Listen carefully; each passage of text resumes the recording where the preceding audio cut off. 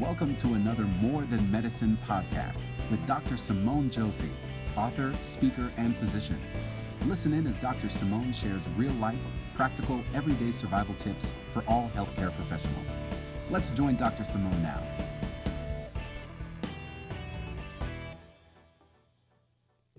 Hello, healthcare professionals. Dr. Simone here. Welcome back to another More Than Medicine podcast. We are on episode number 16. Woohoo!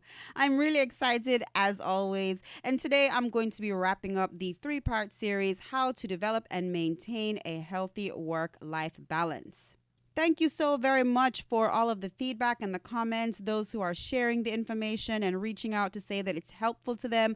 I am so very appreciative. I do this just for you, so I'm glad that it's helping out. And also, thank you so much for those doctors and nurses who have been reaching out and providing other topics for future podcasts. I've said before that I have some great speakers lined up for you, and trust me, I do. I'm really looking forward to creating some new content with some other voices and other perspectives. So stay tuned because every week on Wednesdays, I upload new content. And that reminds me, if you have not already, just take a moment and search on your media player right now, whatever service you're using to listen to this podcast, and click the notifications tab. I want to make sure that you are always alerted when I upload new podcasts. So for today's information, let me just preface it by saying, like I said in the previous 2 podcasts in this series, that there are multiple ways to develop and maintain a healthy work-life balance. But I'm sharing things that I do, things that others have done that have worked for them. And so you can always tailor this information to suit you. However, we know that our lives are more than medicine, and we don't want to get trapped in just the white coat syndrome and the scrub syndrome. And I know that in the past, for me, it has been where I wake up, I go to work, I come home, I go to sleep, I sometimes eat, and I definitely wake up the next day and do it all over again. And I had to do something to break that monotony. I had to make sure that I was living my life to the fullest. And sometimes it's hard. It's hard to carve out that time. It's hard to dedicate that time just to you because you're in medicine and your entire day is centered around helping others. And that's awesome. That's awesome. I love that. Kudos to us. We're in medicine. We're in healthcare.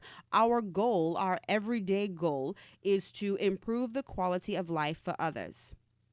But I want to ask you, healthcare professional, how often do you take the time to improve the quality of your own life? Remember, you can only give that which you have. So if you are totally depleted, and if you feel as though you are trapped in the white coat box or the scrub box or the administrative paperwork box, then that's all that you can give to others and that's all that you can give to yourself. So the reason for this podcast is, number one, this topic was highly requested. And number 2, because I've been there and I want to share with you what I do to make sure that I have a good balance between my work life and my personal life. And so I'm sharing tips with you today, and it's going to be the end to this series. But like I said, there are so many things that I could talk about, but I'm just sharing with you things that work for me, and I hope that they work for you also. Now, with all that being said, the same focus and drive and sacrifice you use on a daily basis to serve your patients, that's the same you're going to have to do to be intentional about having and maintaining a healthy work-life balance. It does not come by accident. You have to decide in this moment and from here on out that you're going to make sure that you are living on purpose. It's more than just a mantra. It's more than just a feel-good statement. It's a decision that you're going to, from here on out, make sure that you are making memorable moments. Make sure that you are doing something at least once or twice a week so that when you look back, and when you're sitting in your rocking chair, you can say, you know what? Yeah, I was an awesome doctor. I was a really outstanding nurse. I was the most efficient medical assistant. Or maybe you're going to say to yourself, I was the best director of patient services in that entire healthcare system. Or maybe you're going to say, I was the best medical director of primary care. I also want for you to look back and say, you know what?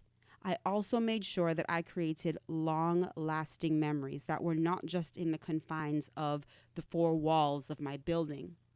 And while I definitely get a lot of self fulfillment from the work that I do, I also am able to get fulfillment from things that happen in my personal life. But that didn't happen by chance. I had to really dig my heels in and make some sacrifices so that I could also be good to myself as well as good to others. For free professional development resources, visit DrSimoneSays.com and click the free resources button. Dr. Simone Josey is a practicing physician, thought leader, professional speaker, and consultant for leadership, professional development, and customer service skills.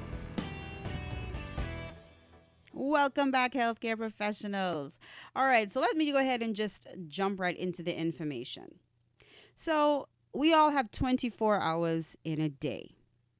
It seems as though the 24 hours, though, get smaller and smaller and less, and it's like every time I look at the clock, 2 hours have passed. Well, the reason for that is because there are so many other things happening around us that weren't happening before. Number one, everybody has cell phones and social media is pulling at your attention. So even when you are at home, your mind is always engaged, it's always racing, you're always staying connected. And for our patients, that can be a great thing. But for our social life, our private life, our personal lives, probably not so much. So I first want to point out, which is probably where you thought I would have started in the first part of this series, but I'm going to be talking a little bit about time management. Yes, time management. If you have listened to any personal or professional development information, then you know that managing the hours in the day, that's extremely important. So, because you are in healthcare, there is a fraction of the day that is already accounted for. You have to go to work, you have to treat patients. There's no way around it. Now, in the last podcast, I did talk about ways that you can add more activity to your day when you're at work and how you can make healthier lifestyle choices when you are at work. So there are ways to positively affect your work-life balance when you are at work. So that's episode number 15, and that would be the second part in this series. So check it out. But for the most part, your time at work is definitely dedicated to work. So what I'm saying is you're going to have to be very mindful of the unaccounted hours, the hours where you get to choose what happens. Okay, so the first thing is social media. I love social media. I use it all the time for personal and business reasons. However, if you've heard me speak about time management or even productivity and success tips, I will always advocate that you limit your time on social media. My goal usually is to do about maybe 10 swipes or so, and then I stop. I'll swipe whether it's on Facebook, 10 swipes and stop, or, 10 likes or 10 shares, whatever, and stop. If it's on Instagram, literally, I just scroll a few times and then I'm done. But I always try and limit myself because social media is this awesome, awesome vacuum that can suck you up. And so years ago, we didn't have to worry about it, but now we do. And there's nothing wrong with social media. Like I said, I absolutely love it. It's great. I stay connected. I stay in the know with things happening around. It helps me with fashion. It helps me with my business, helps me with, raising my children. So I love social media. However, it's not really making a lasting connection. Sometimes my time could be better spent making a more memorable activity in my life or participating in a more memorable activity. So the first thing with time management in this day and age, I would say that you might want to limit your social media exposure when you're not having to do something specific on whatever platform, okay? All right. The second thing with time management is you have just got to make the decision to make time for what matters. That's just the truth. So I remember I was having a conversation with a friend of mine, and she was saying, I just can't seem to find time to do X, Y, Z. And I said, well, you know what? To be honest, you do have the time, but you have given it to something else. And she was a little bit taken aback by that statement, but it was the truth. If it's important to you, you will make time for it. if it is truly important to your mental health, and if it's truly something that grates at you enough, and it's truly something that you want in your life, an experience, then you're going to go after it and you're going to make time for it. So the second thing, as far as time management, is very simple. Make time for what matters. And if you don't find that you're making time for it, then it's probably because it does not matter.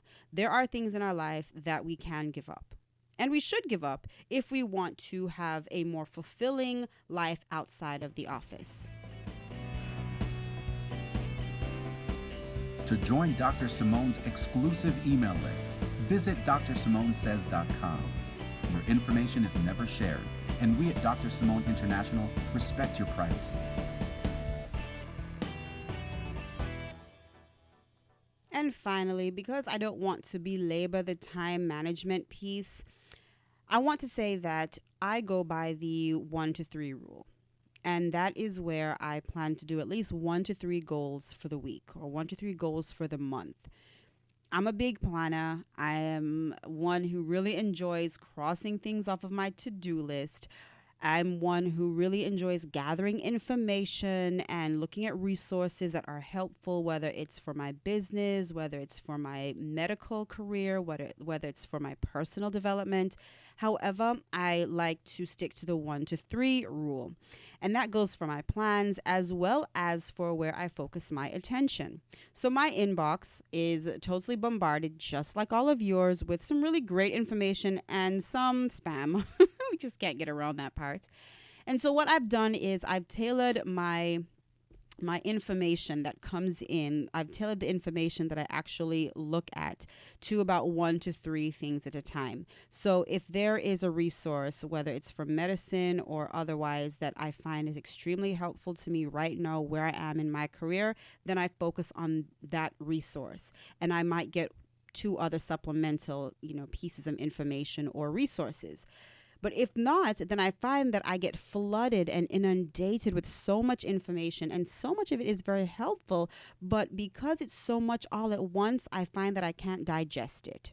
It's like watching Dr. Oz every day. That's just so much for me. I love it. And his programs are so great. And, wow, I didn't know this about this, eucalyptus oil. But I found that watching it every day actually was confusing me more than it was helping me. No offense, Dr. Oz. I love your show. But I had to kind of, spread out the information. So that's why I came up with the 1 to 3 rule in my personal life as well as my professional life. So my resources, I stick to 1 to 3 main ones at a time. And then also with my goals, I try and do 1 to 3 goals at a time. Sometimes having big plans, even when they're, altruistic, benevolent goals, benevolent plans, if you have too many, then you're trying to master too many things and you don't get anything accomplished. So what I like to stick to is the 1 to 3 rule, whether it's my resources or my goals. Now, another aspect to developing and maintaining a healthy work-life balance is finding and participating in little things that are memorable. And I've actually been speaking about this throughout the podcast series because it's very important. I know this to be true that in my past, I've been so focused on my daily work and my daily service to others that I have neglected to find things that just make me smile. Simple things. It could be my favorite coffee at a coffee shop. It could be reading a book that I love. It could be making my own dinner and not ordering oats. It could be something as small as that. But you have to find and participate in little things that are going to make memories for you. Now, remember I said before that you can make time for what matters. So yes, ordering Chinese food is much easier. However, making your own lo mein might take a little bit more time. It might mean that you can't go right to sleep when you get home from work, but it also means that you can have this really great, picture that you can post to Instagram when you are doing your social media time, and you can get that fulfillment of knowing that, hey, I made this by myself and it's awesome and it tastes amazing and it took something that was non-medical to actually create it. So what I'm saying is find some things around you, find some things in your environment, find some things in your circle, find some things that are going to speak to you and they're going to be memorable for you. Maybe you want to join a monthly book club. I don't know. Maybe it's going to a cooking class. I know for me, I've always wanted to do acting classes. Now, that takes a little bit more time, but hey, you never know what can happen in the future. So I'm always looking for ways to participate in little things that are going to be memorable. Now, before I end the podcast, I really want to focus on the word participate in things. So it's one thing to find little things that are going to be great, but I also want for you to participate. Let me tell you a quick story. My first couple of years in residency, I was, of course, focused because it was a big deal. I mean, I'd gotten into one of the top programs in the country. I was extremely humbled and honored and excited and frightened all at the same time. So, for the first few months, definitely, I was just constantly on pins and needles. And then, you get kind of into, the swing of things, and it's not much easier, but at least you can expect the unexpected, and that makes it better, right? So here I am in Pittsburgh, and it's a great city, a lot of things to do, a very exciting time for me. However, I did not participate. I was not present, and I would go to work early in the morning, just dragging because I was so tired from the long day before. And then I would come home and I would order out, and I would pretty much fall asleep on the couch and then get up and do it all the same next day. And this became my routine. And I'm sure most of you can attest to that. Well, what I found was that my life became just so mundane and so predictable, and I began to dislike Pittsburgh. Not because Pittsburgh did anything to me, but because I wasn't really participating in my surroundings. And so what I began to do was that I realized that even when I did have some time to myself, even like say on a Friday, I wasn't on call, I found that I would go home and I would do the same thing. I would order out and I would fall asleep on the couch. And I would wake up Saturday and I would look around and I would say, gosh, it would be great if I could just go and do something. If I could just like teleport myself into some awesome activity. But I didn't. I stayed there and I stayed in my ruts and I stayed in my routine. And I would watch a couple movies and go to the grocery store, clean up, and then go to bed on Sunday morning, maybe go to church, maybe not, maybe just lay in bed wishing that I could participate. And then Monday morning, I would get back into the regular grind. Healthcare professionals, I urge you not to do that. Do the opposite of what I did. Now, it wasn't until I decided that I wasn't going to continue to live in this state of just existence that things changed. So it was a new year, 2009, I believe, 2009. So it was December of 2008. And I said to myself, 2009 is going to be different. I made that decision that I was going to be present in my life. I made that decision that I was going to have a more healthy work-life balance. True story. I had this discussion with my mother. She can attest to it. And so I said that 2009, I was going to get mine. That was my cheesy slogan, and it stuck. So I went that think like the last church service of the year, and I happened to meet up with this young lady and we chatted a bit and we rang in the new year together. We went to this great little spot and there was like dancing and there was music and great food and all that, and they started to have this thing called First Fridays. And so I decided that, in a couple of weeks, because I have dedicated that I'm going to actually be more present and participate in Pittsburgh, that I was going to come back to a First Friday event. It's like a social networking situation in Pittsburgh. So that's what I did. A few weeks later, I was talking to my best friend, and she was living in California, and she said to me, you know what? You need to get up off your tush and you need to go and participate in life because you said that's what you're going to do in 2009. And so I did. Long story short, because I made that decision and because I stuck to it, I met my husband. And Pittsburgh became the best place I ever lived because that's where I met my husband. And even though I love the South and I would probably never go back up north, I can honestly say that I enjoyed life in Pittsburgh because I participated. So it's one thing to know and to wish and to hope for changes. It's one thing to say that I want a healthy work-life balance. But healthcare professional, you're going to have to do the work. You're going to have to get up and make it happen. So, in short, what am I saying? I am saying that sometimes you might have to trade in sleep and the Chinese food that's just delivery to actually get up off the couch and make things happen. You do it all the time at work, and you do that because it's expected of you. Well, give yourself the expectation that you're going to live on purpose, that you are going to manage your time well so that you can make long-lasting memories, that you're going to find and participate in little things that are memorable. Okay, healthcare professional. So I really hope this information was helpful to you. Thank you so very much for tuning in. I'll be back again on next Wednesday with more information for you. We're going to be doing a brand new topic, so definitely stay tuned for that. Alrighty, so until next time, I am Dr. Simone, and remember, I will either see you at the top or from the top. You decide. For a full listing of Dr. Simone's speaking topics and popular presentations, visit drsimonesays.com.